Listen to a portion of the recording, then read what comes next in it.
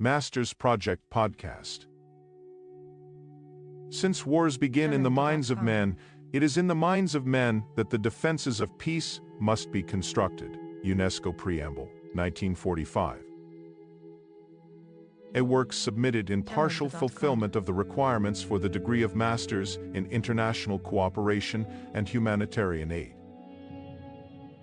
Title: Illuminating Awareness on the Dark Spots of Ethnic Conflicts in the Contemporary Ethiopia, induced by the social media platforms. Solicited by KevU Institute, Humanitarian Aid Studies Center. Date March 14, 2024.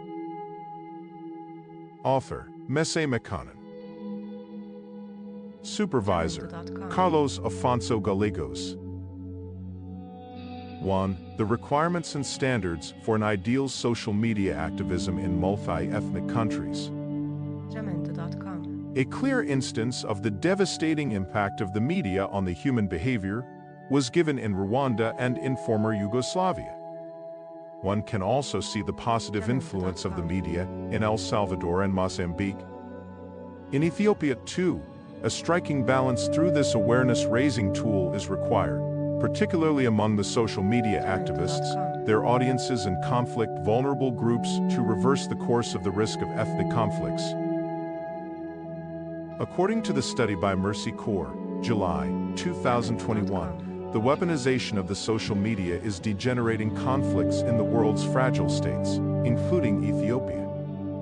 Based on the study, the key influencers such as activists are from among the risk factors identified. However, in order for social activists to become yet the resilient sources of their communities, consideration of the following key awareness fills remains paramount. 1.1. The educational preparedness requirements for the social media activism. Activism in this work refers to an action taken challenging those in power to bring about change in society for the greater good. As a social justice advocate, a person is expected to undergo and meet, at least, the following basic steps and expectations. 1.11. Stream selection. As an activist is a very broad term, making a selection of an area of interest is advised. 1.12. Educational qualification.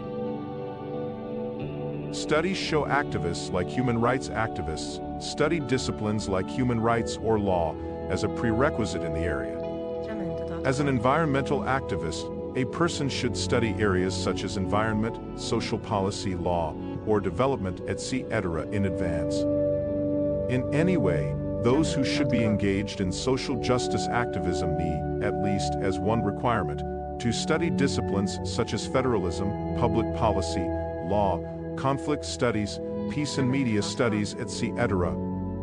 Thus, for a person to be an activist should study, at least, at bachelor's level, or have a specialized training from an accredited institution checked. 1.13. Enrichment of merits.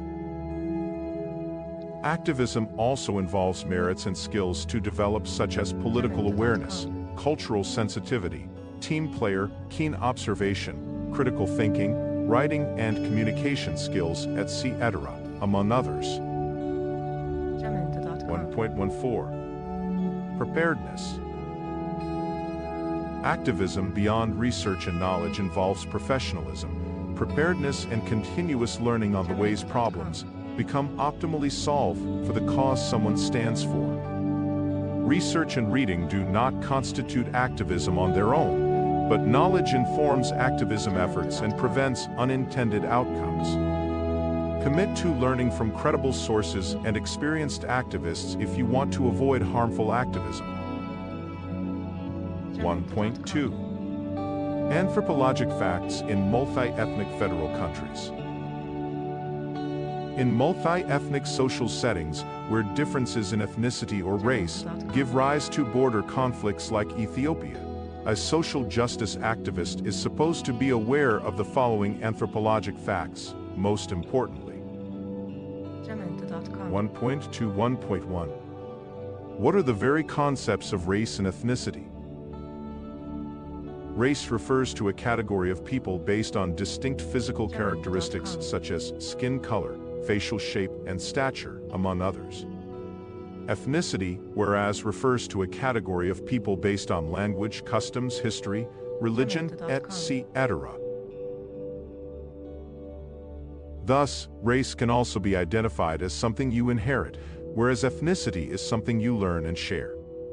Race is biological, describing physical traits inherited from parents, whereas ethnicity is cultural, describing cultural identities chosen or learned from family and culture.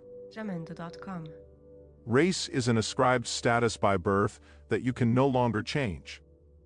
But ethnicity is an achieved status by virtue that you can change, learn, and become.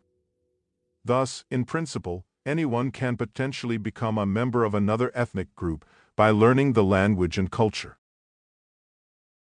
1.21.2 How do we trace race and ethnicity in Ethiopia? As elsewhere, we trace race mainly by the skin color, but ethnicity by language. In terms of race, the Ethiopian population can be divided into two groups as the Afro-Asiatic and the Nilo-Saharan. But, in terms of ethnicity, the Ethiopian population is classified into over 80 ethnic groups. Hence, someone from Ethiopia might say his or her race is Afro-Asiatic, and his or her ethnicity is Oromo, Amhara, or Tigray. Likewise, someone might say his or her race is Nilo-Saharan, and his or her ethnicity is Nuer or Gumuz. 1.21.3 What implications do ethnic or racial differences connote us today in Ethiopia? The word race originally functioned to refer to groups of people connected by a common descent or origin. By the 17th century, as colonialism and imperialism spread, the meaning began to change. As people used to sort humans by their place of origin or skin color, social hierarchy, which later served as the foundation of slavery, emerged. Thus, it is not the difference, but the meaning attached to the difference that matters most. Objectively speaking, ethnic or racial differences have long been quite normal as differences in age, gender, or other factors. From among the ethnic groups in Ethiopia observed today, with an increased state of war, following an increased activism of polarity in racial or ethnic differences, are the Oromo, Amhara, and Tigray, each marked by the dejection of, and conflict with, the other two.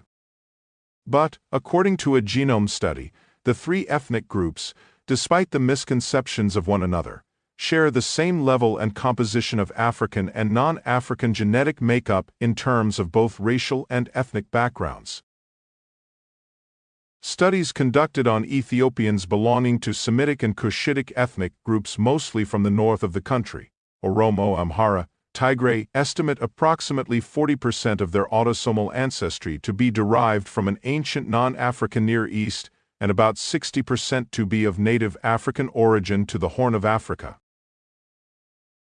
Even if they have differences both in ethnic and racial terms, an indiscriminate allegation of ethnic identities, in times of conflicts, have the potential to last long, subjecting ethnic differences to stereotyping, scapegoating, discriminating, dehumanizing, demonizing connotations.